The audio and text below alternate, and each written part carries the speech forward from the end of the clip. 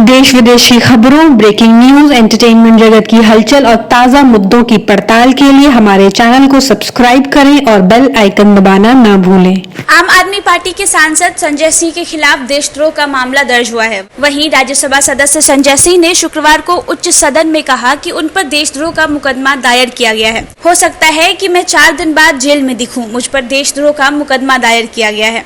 बता दें कि आम आदमी पार्टी के राज्यसभा सदस्य और पार्टी के उत्तर प्रदेश इकाई के प्रभारी संजय सिंह के खिलाफ लखनऊ पुलिस ने हजरतगंज पुलिस थाने में दर्ज मामले में राजद्रोह की धारा जोड़ी है।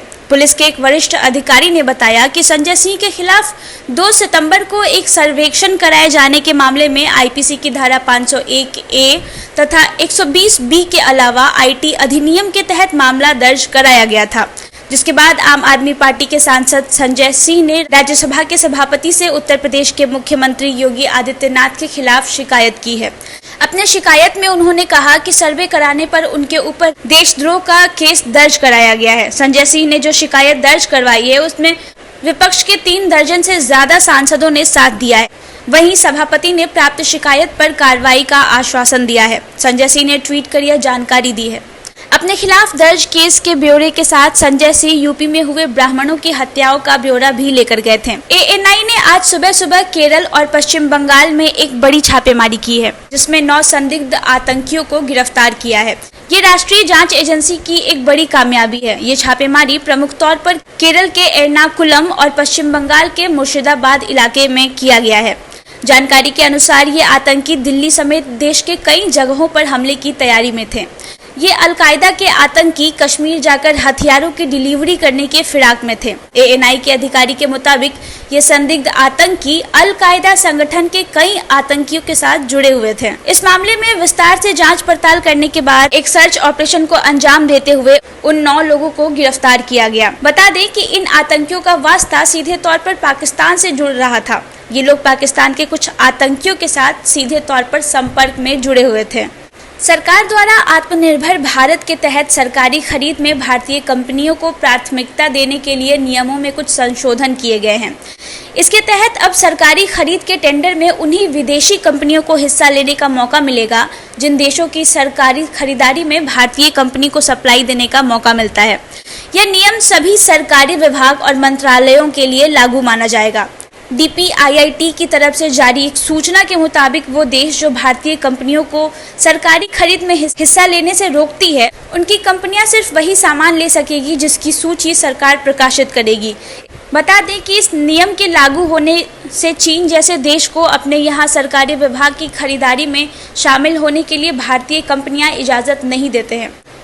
साथ ही ये देश भारत की सरकारी खरीद टेंडर में हिस्सा नहीं ले पाएंगे। वहीं नए संशोधित नियम के तहत सालाना 1000 करोड़ से अधिक की खरीदारी करने वाले विभाग और मंत्रालयों को आगे की 5 साल की खरीदारी का अनुमान अपने वेबसाइट पर जारी करना होगा।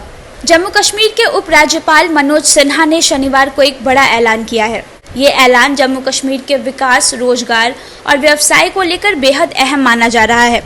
उपराज्यपाल ने कश्मीर के कारोबारियों के लिए 1350 करोड़ रुपए के आर्थिक पैकेज की घोषणा की है। इसके साथ ही बिजली और पानी के बिल पर 50% की छूट देने का ऐलान किया है। जम्मू कश्मीर के उपराज्यपाल मनोज सिन्हा ने कहा, आर्थिक समस्या झेल रहे बिजनेस समुदाय के लोगों के लिए 1350 करोड़ का आर्थिक पैकेज मंजूर किया गया है। इससे आने वाले दिनों में कारोबारियों को बड़ा लाभ मिलने वाला है। मनोज सिन्हा ने कहा, हमने मौजूदा वित्तीय वर्ष में 6 महीने के लिए बिना किसी शर्त के व्यवसाय समुदाय से प्रत्येक कर्ज लेने वाले को 5% ब्याज देने का फैसला किया है।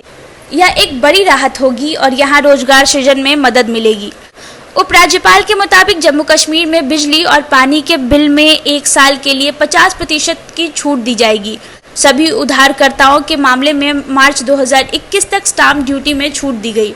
अच्छे मूल्य निर्धारण और पुनर्भुगतान के विकल्पों के साथ पर्यटन के क्षेत्र में लोगों को वित्तीय सहायता के लिए जम्मू और कश्मीर बैंक अनुकूलित स्वास्थ्य पर्यटन योजना का ढांचा खड़ा किया जाएगा। भारत और चीन के रिश्तों में तनाव जारी है। दोनों देशों के बीच जारी तनाव के मध्य एक बार फिर सैन्य लेवल पर कमांडर स्तर की बातचीत होगी। ये वार्ता अगले 2 से 3 दिनों में हो सकती है। बता दें कि 4 सितंबर को रूस से मॉस्को में राजनाथ सिंह और चीनी रक्षा मंत्री की मुलाकात हुई थी। इसके दौरान रक्षा मंत्री ने चीन को 2 टूक बता दिया था कि सेना को पीछे हटाना ही होगा। हालांकि इस वार्ता के बाद भी चीन अपने जगह से हटने तैयार नहीं हुआ, जिसके बाद एक बार फिर 10 सितंबर को विदेश मंत्री एस जयशंकर अपने चीनी समकक्ष से मिले थे। शांति बहाली के लिए 5 सूत्री एजेंडा तय हो गया था। एससीओ मीटिंग के दौरान जयशंकर और वांग यी की मुलाकात को 9 दिन बीत चुके हैं, लेकिन फिर भी LAC पर भारत और चीन की सेनाएं आमने सामने हैं। अब दोनों ही देशों के बीच एक बार फिर वार्ता हो सकता है। बताया जा रहा है कि भारतीय पक्ष की ओर से वार्ता के लिए एजेंडा पर चर्चा हो चुकी है। राष्ट्रीय सुरक्षा सलाहकार अजीत डोभाल और chief of defence staff general Vipin Rawat के बीच हुई उच्च स्तरीय बैठक कमांडर स्तर की वार्ता के लिए भारत का एजेंडा तय किया गया। होने वाली चीन के साथ बैठक में गतिरोध दूर करने की बात की जाएगी।